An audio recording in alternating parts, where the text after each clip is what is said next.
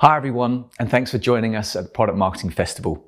Before we start this session, we just wanted to give a big shout out to all of our sponsors, partners, and festival attendees for helping us make this happen. Don't forget to check out our AMA site, both during and after the festival. We've got lots of speakers taking questions after their talks. Enjoy the session. Your customers are your best spokespeople, so you want to make sure your prospects hear what they have to say. After all, trusted endorsements can drive faster sales cycles and boost marketing conversions, which helps you unlock faster growth. But when it comes to going on the record, even your best customers can go silent, and who can blame them? Partnering on case studies is time-consuming, and it's painful to work through the legal approvals often required. Luckily, there's another way. With Tech Validate by SurveyMonkey, you can easily capture feedback from satisfied customers and transform it into powerful content, like verified case studies, testimonials, and reviews. Want charts that show ROI, cost savings, or competitive differentiation? You got it. With our platform, you'll quickly build an arsenal of highly targeted social proof points, segmented by industry, company size, or buyer persona. You'll get the tools to easily deploy your new customer evidence into top marketing channels and put it in front of your sales team to share with prospects. Plus, there's no need to wait for legal for approvals. With Tech Validate, your customers can opt to share their name or provide testimonials anonymously, with all customer evidence validated by a trusted third party.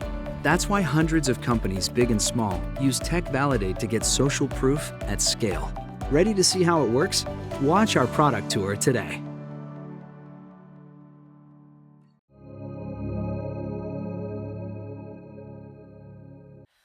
I wanted to tell you guys a little bit about myself and about Toast before we get started, to give you a little bit of background. So I introduce myself first and foremost. I'm Bobby's mom. For those of you who have more than one job in this room, you probably understand that as well. So I not only have a team at work, I also have a team at home that helps me do both of those things. I'm at product marketing at Toast. I lead the product marketing, market insights, and partner marketing teams. I've been there about 2.5 years. Toast, over the last 2.5 years, has gone from about 500 employees to over 2,500 employees. So it's been quite a ride there. I joined Toast to really help them scale the product marketing team. Product marketing was 2 people, one of whom had done product marketing before, one of whom had not. When I joined, our team is now 20 strong and growing. We'll talk about that at the end. And prior to that, I actually joined Enernoc as their first product marketer and grew that product marketing team until we sold the company. Also did an amazing year leading their enterprise sales team. For those of you who are product marketers who haven't had a chance to work in sales, I highly recommend it. I've done it twice in my career. It's made me a much better product marketer as well.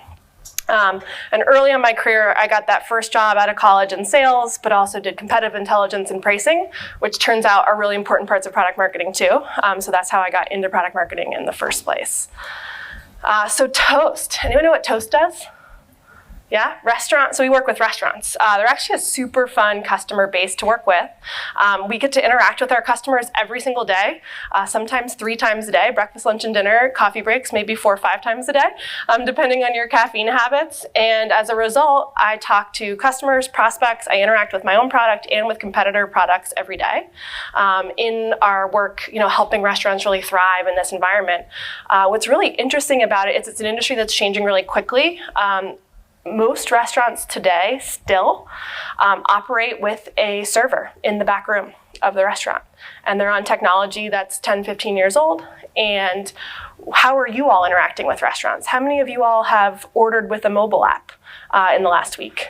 Starbucks Mobile Order Ahead has become a daily part of our lives. And so a lot of what we do is we help restaurants adapt to that environment. So we're teaching them about how consumer preferences are really changing their technology needs, and then trying to help them take advantage of the tools that have been in use in a lot of other industries for a while. So a little bit about Toast. We're growing about 150% a year right now. We're hiring about 100 people a month. And we've been around for about 6 or 7 years, depending on how you count, whether you're counting from the first customer or for when the founders started kind of thinking about it. And we're headquartered in Boston here, and just starting to get to the point where when I say, hey, do you guys know what Toast is? People start to say yes. And that's kind of a fun place to be in as a startup pre-IPO stage here. And we're growing faster than almost any company out there. So if you think about, there's some unique challenges for a product marketing team in this kind of environment. The vast majority of our sales team's been here less than 6 months. We're growing fast. We are, fastest to 100 million among SaaS platforms that have gone public recently. We're, really kind of it puts an extra strain on the programs that you're putting in place. So this is just some context for you guys as you think about, what a win-loss program in this kind of environment might look like. So we had a lot of challenges when I first joined Toast around win-loss, and I wanted to know if anyone else had these challenges. So raise your hand if at your company, understanding why you're winning and losing is driven by anecdotes or opinions. Yeah, truth, right? Us too. Salesforce data isn't clean enough to use. Still true at Toast, okay? Win-loss fields don't make sense or aren't used. Yeah, okay? Salespeople aren't motivated to fill out win-loss notes or reasons. Okay, yeah, same. Sales notes have good info, but it's really manual to get at it. Okay, a couple people have good sales notes, good. Win-loss calls are ad hoc, not done, or only done by sales, and sales has got it covered. Anyone? Yeah, okay. The team, your team, or whatever team is responsible for this, isn't trained on how to do win-loss calls. Okay, so some of you guys have trained your teams, that's nice. Wins are communicated and celebrated, but not losses. Yeah, okay. So at Toast, we had every single one of these challenges when I joined. We still have a lot of them. I'm not saying, I unfortunately am not here to give you the magic solution. I wish I was here's the magic wand and you can just wave it and make all of this go away. But we had every single one of these challenges at Toast when I started. We still have many of them today, and yet we still have a successful win-loss program. So there is hope. When I joined Toast, what do you think our number one competitor was? You don't need to know anything about my industry to guess this. What do you think our number one competitor was when I joined Toast? It was other, and then Square, because we talked at lunch. And then our number one loss reason was also other. Okay, so one of the things we've done, and this is my first tip, is we actually took other away as an option. I'll tell you how I did that. So we had a whole program to kill other. So the closed team did a great job setting up a lot of the context for why win-loss this morning. So I'm not going to go over why win-loss. It's good for a lot of reasons, but I will agree with kind of the key things that make a great program. Number one is buy-in. So we also got this buy-in along the way. We didn't start with this amazing top-down buy-in and the executive team said, yes, here are all the resources to go do win-loss. You'll see how we built it along the way. We did not start with that buy-in, but we got it as we got some small wins under our belts. We also didn't ask permission. I've seen the power of win-loss before, and so I never went out and said, hi, can I please call your customers and your losses and ask them questions? We just started calling them. Now that doesn't work if you're only doing 20 enterprise deals a year. Don't do that.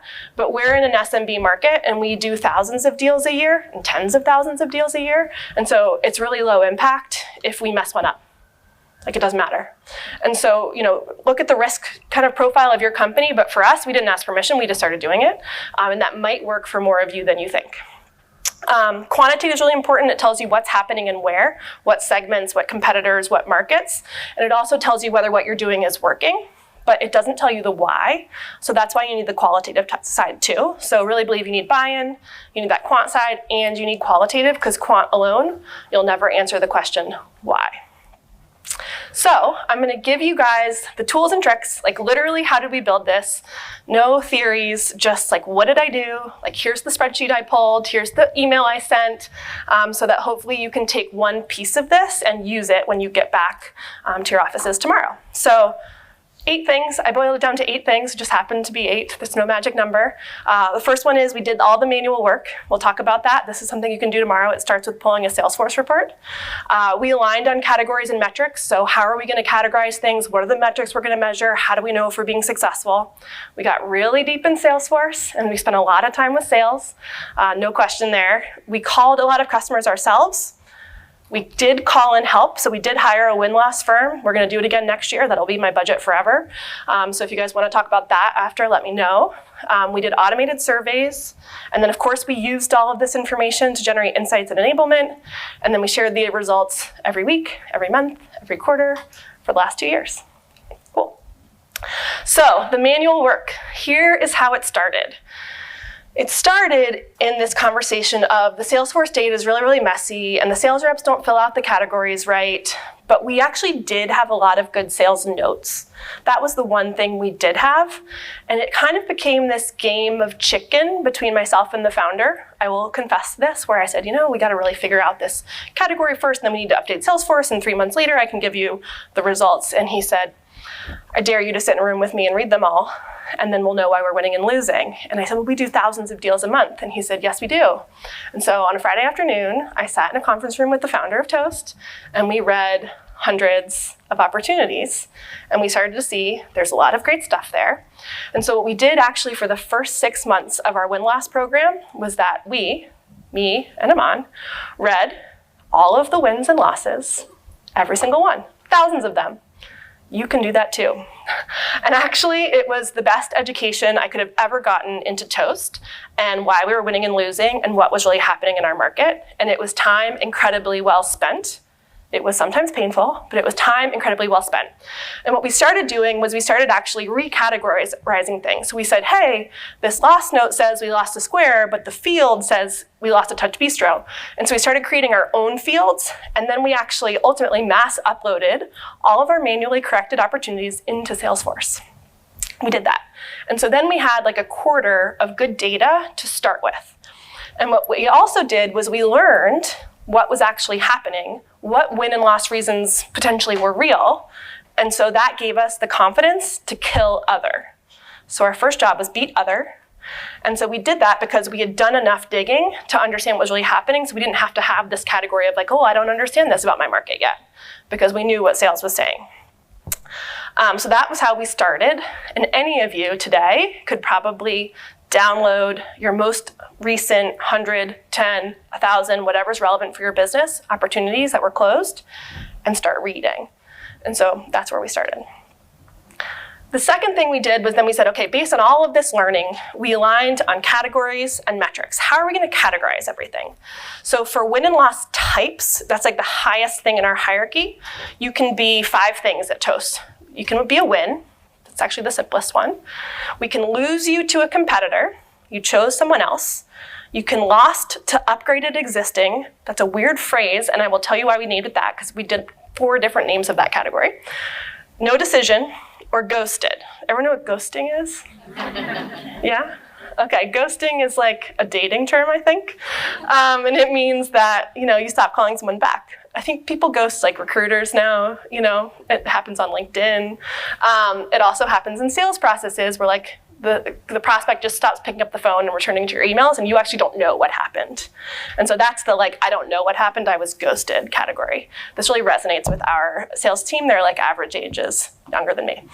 And so lost to competitor means they actively chose someone else.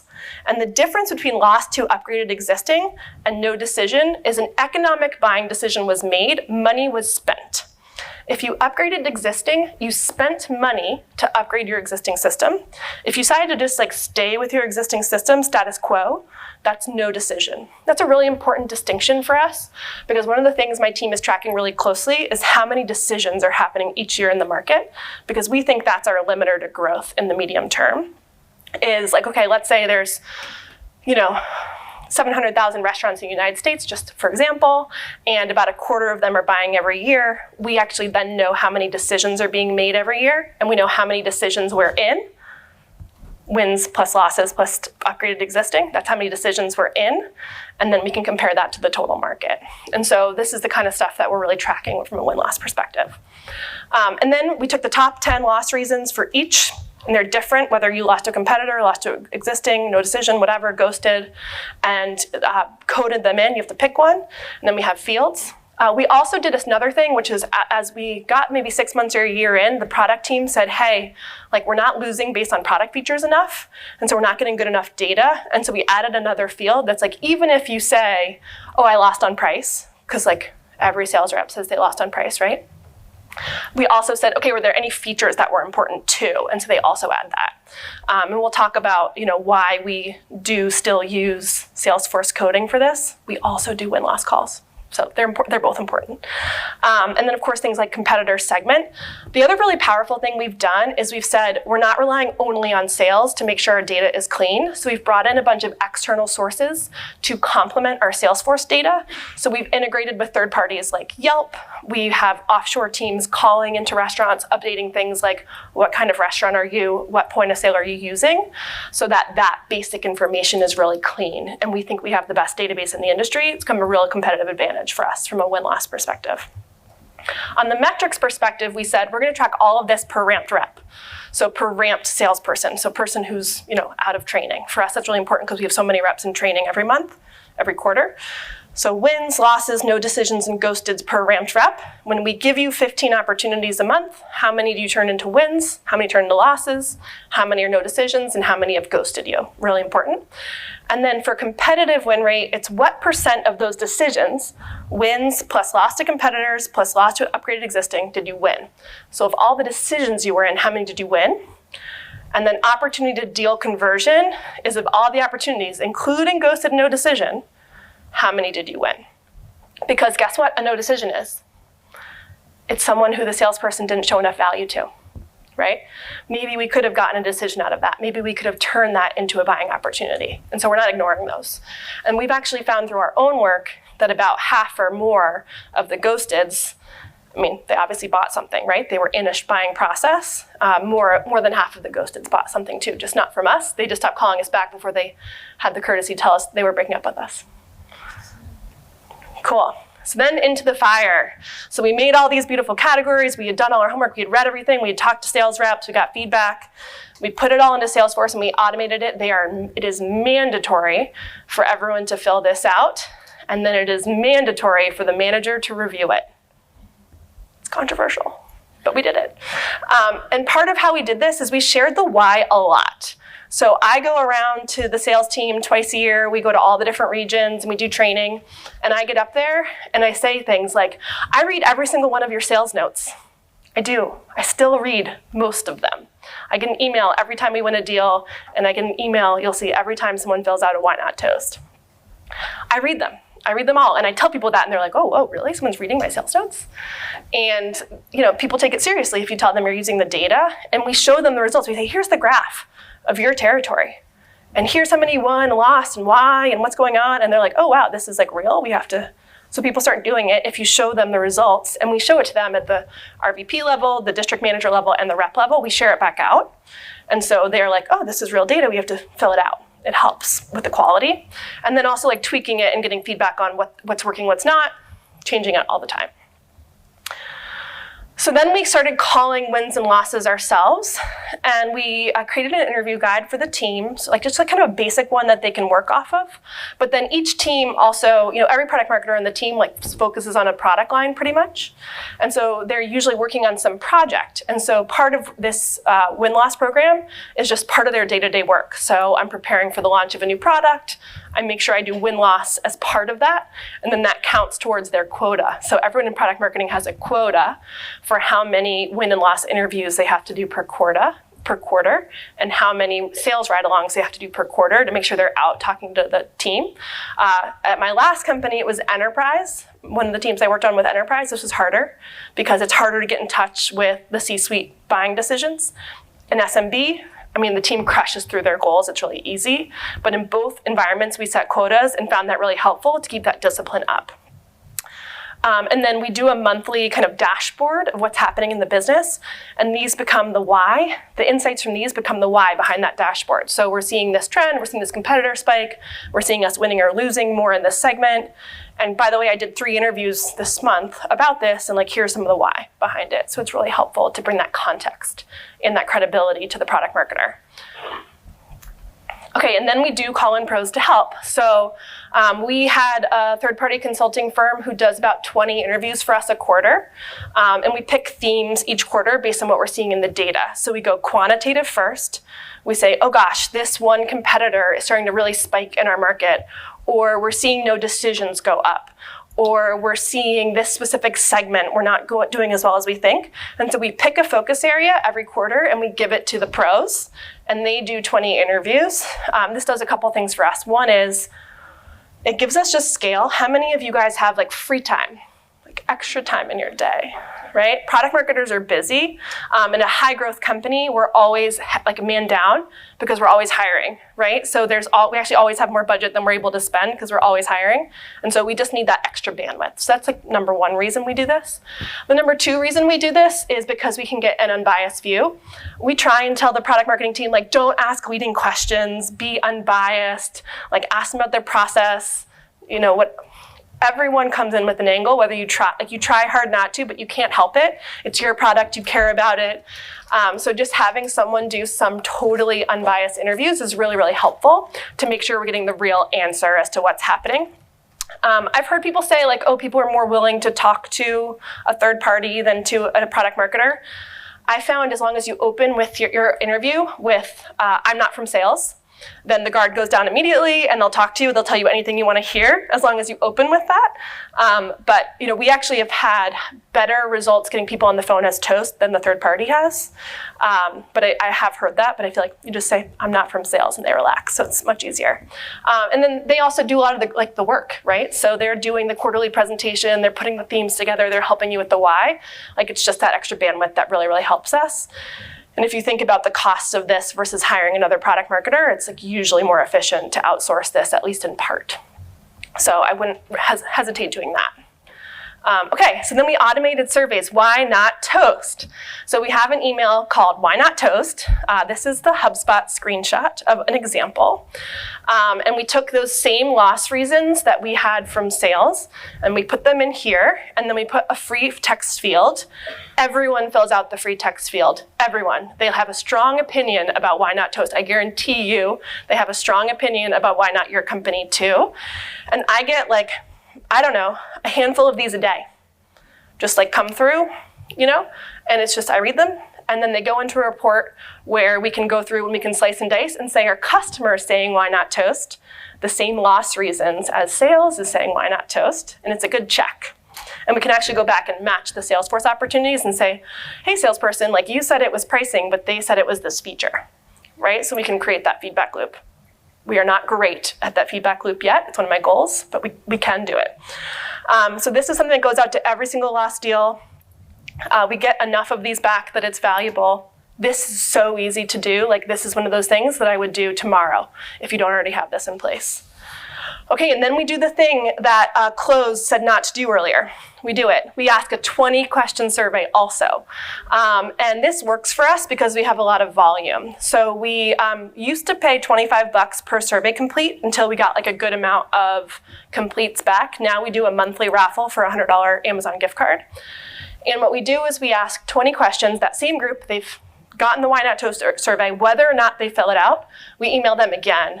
And we say, hey, you can enter this raffle for $100 if you'll answer our 20-question survey. And the 20 questions basically cover okay, did you buy something? So the first piece of data we collect is those categories we talked about. We collect that same information, and we found out, okay, of the ones that we think we lost to a competitor, 80% of the time that's true. Of the ones we think it's no decision, 60 or 70% of the time it's true. So we can go back and check and see what we thought and what actually happened. We ask them who they bought. We ask them how much they paid, so we get pricing information. There's a lot of discounting in our market, so we can't just look at our customers or competitors' websites and know what price they're paying. So we actually ask them how much did you pay, what did you buy, what was your configuration, and then what were your key purchase criteria, and how did you evaluate this person you bought and us against those key purchase criteria. So it's pretty thorough from a survey perspective, but we get 100 to 150 of these back a month, and we've been running it for about a year, so we've got a couple thousand responses, and so now we've got a pretty robust data set off which to do this, and it's also a great gut check for our sales-driven data. So, don't rely on your sales team alone to tell you why you're winning and losing, but if you pair that with some additional work, you can start to get a good picture for where the gaps are. Cool, and then we generate insights and enablement off the back of that. So if you think about, all of this is really to get to a why, and then what do you do with it? And so plug here, this is Crayon. For those of you who haven't gone and checked out, I'm not paid to say that. But we do have, like, product marketing influencer up here. We do use Crayon for our competitive battle cards. And so they're mobile optimized. The sales team actually uses them, which is pretty great because I've definitely created PowerPoint decks of battle cards in the past that just sit like in someone's trunk. So that's really great about them. But we use the data from our win and loss notes to power those battle cards. So we actually look and say, why are we winning, like literally, why are we winning and losing against Square? Or why are we winning and losing against NCR? And we've got all the data now for our win-loss, we've got the quotes from our interviews, and we really use that to drive the competitive battle cards. So that's a really helpful way to get this in the hands of sales in an actual way. We use it to write scripts. We use it to come up with language that they can actually say in front of a customer. We do a quarterly sales training that always has a win-loss component. So right now we're doing our sales trainings in market, and there's a whole panel around the 5 top reasons we win and lose, and like reps talking to each other about why they're winning and losing based on these factors. And then we do what we call competitor takedown plays. So if we see a competitor trending in our data, we go with the targeted campaign across sales and marketing against them. It includes sales enablement, updating the battle cards, but also like calling campaigns against them. So we'll go call people who we know have them in their install base and do marketing campaign like paid ads, things like that, to go after that competitor. We've seen those drive huge results from both like a volume of opportunities taking out a competitor, like displacing them, but also from a conversion rate perspective. And then we do monthly dashboards and quarterly readouts to inform corporate strategy, go-to-market strategy, and product roadmap. And so those happen in different forums, but we make sure we hit all 3 of those audiences. So we present to product leadership, we present to sales leadership and marketing leadership, and then we also partner closely with the executive team and with strategic finance, who are more of like our corp dev type people, to make sure that we're sharing what we're learning to inform product roadmap, to inform what we're focusing on sales, but also investing as a company. So these are kind of the ways we use it. So the results. So part of this is we've had great success. So I gave you that whole spiel about how Toast is growing so fast in the beginning. How many of you, like if you think about a growing sales team and growing your sales team over 100% year over year and onboarding hundreds of new reps, what usually happens to sales productivity when you onboard hundreds of new reps? It goes down, right? So as a company scales, usually the expectation is like sales productivity erodes a little bit, but it's okay because you like make it up in volume, right? Because you're hiring lots of new reps. We've actually seen sales productivity improve 30% year over year as we've been scaling this fast. And part of it is because of the win-loss and sales enablement programs that are driven off the back of it. So we've seen our win rate go up 66%, our productivity improve 30%, and our opt-to-deal conversion rate improve 60% since we've instituted win-loss and all the programs that go behind it, supporting it. So it's been pretty cool to see that while the company is scaling at the rate it is. And part of it is because we're super focused on these metrics. We track these metrics weekly, monthly, and quarterly in metrics meetings and OKR meetings with our executive team. We summarize them in a monthly PMM dashboard. We deep dive it with sales leadership. Every single quarter, we cut all of this data by regional sales leader, by district manager, by competitor, by segment, and share that. So an RVP who's having a great quarter on a win-loss against a certain competitor can share with the one who's last on the list. So we stack rank them and we share that information so that they can all learn from each other. And it's also part of the sales leadership source of truth dashboard. So for those that are speaking, that are looking at their metrics every day, they're seeing their competitive win rate and details about how we're running win-loss in that as well. So, great, perfect. So this is what it's like to work at Toast every day. Definitely wanted to take my last minute to make one plug. I couldn't resist. We're hiring at Toast, so if you or anyone you know is looking for a job in product marketing, we're hiring for a market research manager and a pricing manager right now, and we will be opening up a handful of product marketing manager roles in Q1, so please get in touch. And I've got 2 more product marketers in the back who are around if you want to know what working at Toast is really like. But it definitely has been a fun year and a lot of success from win-loss, so happy to chat with you guys after. Amazing. Thank you, Kelly. Yeah, thank you.